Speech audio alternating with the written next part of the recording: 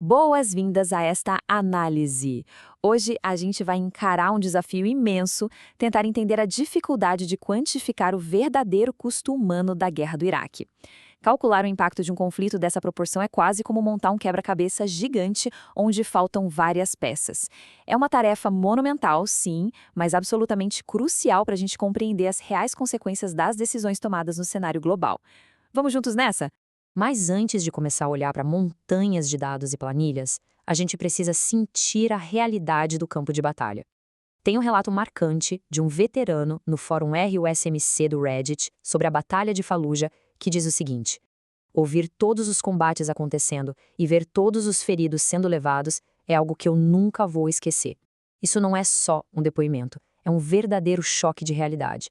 Cada número, cada estatística que a gente vai ver aqui representa, na verdade, uma vida imersa num caos completo. E o nosso roteiro de hoje está dividido assim. Primeiro, a batalha na Hell House. 2, o desafio das estatísticas. 3, as metodologias conflitantes. 4, além dos civis. 5, as feridas invisíveis e o deslocamento. E, por fim, a névoa da guerra. Ponto 1. A batalha na Hell House. Vamos dar um olhar bem de perto, a nível micro, nas baixas de combate. A gente volta para o dia 13 de novembro de 2004. Imagina uma luta corpo a corpo incrivelmente violenta dentro de uma casa de 2 andares em Fallujah. 7. Esse é exatamente o número de tiros que o primeiro sargento Casal levou ao tentar resgatar um colega preso no local. No chão, no nível tático, as baixas são hiperespecíficas e conhecidas perfeitamente por quem estava lá. 40. Essa é a quantidade de estilhaços que também atingiram o sargento. É um nível de detalhe absurdo, não é? Temos uma contabilidade incrivelmente granular das lesões de um único combatente num evento super localizado. Aqui, a métrica do sofrimento é exata. Para fechar esse exemplo microscópico, em apenas 1 hora de combate intenso dentro dessa única casa, o saldo foi de 11 feridos e 1 morto em ação. Esse evento atua como um microcosmo da ferocidade do conflito inteiro. Os relatórios mostram com total clareza o que aconteceu. Ponto 2. O desafio das estatísticas.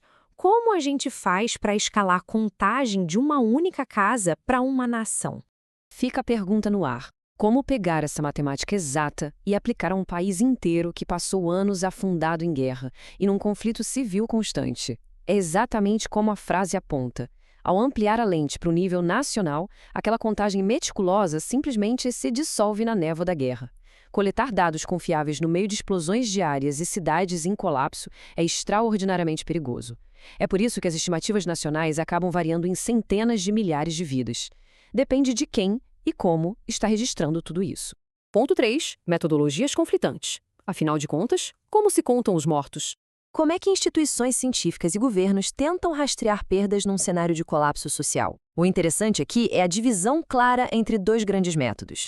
De um lado, temos o relato passivo, que é basicamente a soma de atestados de óbito de necrotérios cruzados com relatos da mídia. Do outro, as pesquisas científicas. Aqui o modelo é epidemiológico.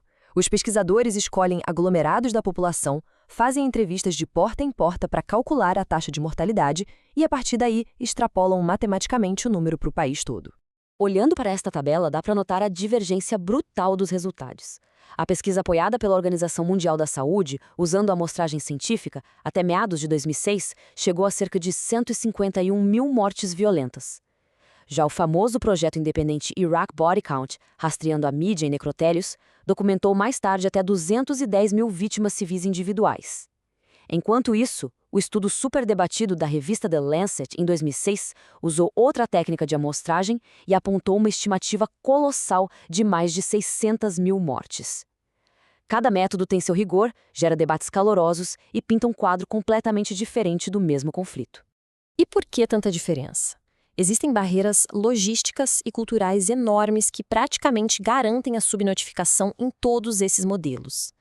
Pensem que os hospitais lidavam com apagões e explosões em massa o tempo todo. Faltava a capacidade até para emitir atestados. Além disso, pelos costumes islâmicos, os corpos costumam ser enterrados rapidamente pela própria família, muito antes de qualquer autoridade notar.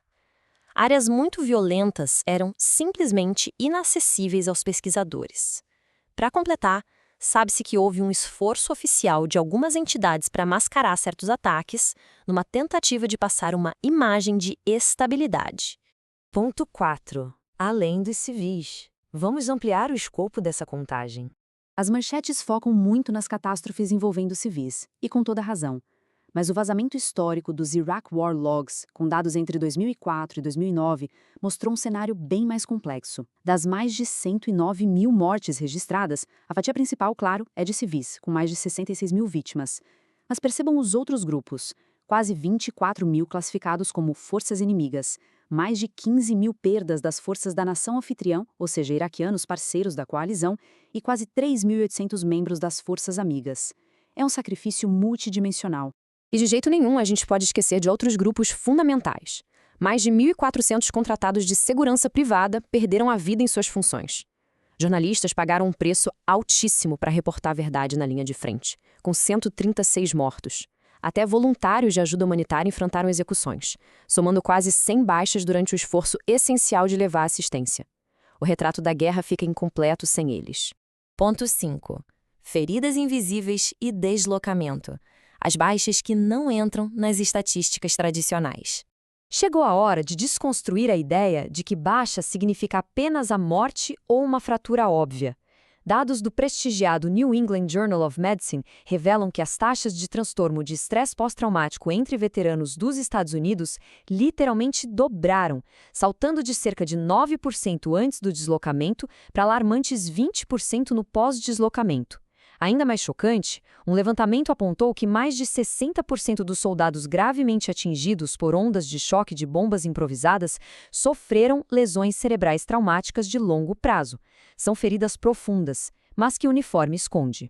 Mas do lado da infraestrutura cívica iraquiana, a onda de choque destruiu o tecido social de forma invisível para as planilhas de letalidade. Em um pico da crise em 2006, quase 2 milhões de refugiados iraquianos fugiram do país. Mas 1,6 milhão de pessoas se tornaram deslocados internos porque simplesmente não tinham mais segurança em casa. E rolou também uma caça metódica à elite intelectual da sociedade. Centenas de médicos, engenheiros e acadêmicos foram assassinados sistematicamente. Isso é a ruína estrutural de uma nação. Ponto 6. A névoa da guerra. A impossibilidade de termos dados perfeitos.